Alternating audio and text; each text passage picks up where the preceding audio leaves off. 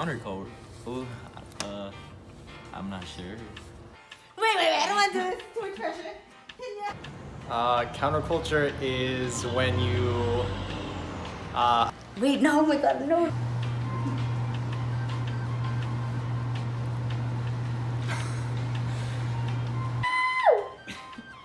Ready?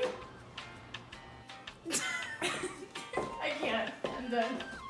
I don't know. Do you actually not know? Okay, now while that might have been fun to watch, the question still remains. What is counterculture? Well, hopefully by the end of this video, you'll start to have a better idea of what that answer is. Counterculture was a movement that developed as a result of the Cold War and the demands placed on the youth of America at the time. This led to an age-segregated society. The youth of the nation began to formulate an identity that was distinctly different compared to past generations. This direct contrast to the mainstream manifested into a movement of mass rejection of contemporary American society. This rejection of the quote-unquote norm led to the emergence of a new family dynamic in the post-war era.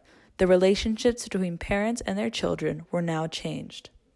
As the era unfolded, new cultural forms and a dynamic subculture which celebrated experimentation, modern incarnations of bohemianism, and the rise of the hippie and other alternative lifestyles emerged. When exploring countercultures through the decades, we can see different groups emerging and evolving. The common theme of counterculture has remained the same throughout the decades: a connected group of people who have a common viewpoint that is in opposition of the mainstream culture. Protests and activism have been synonymous with counterculture groups and the ideals of counterculture groups.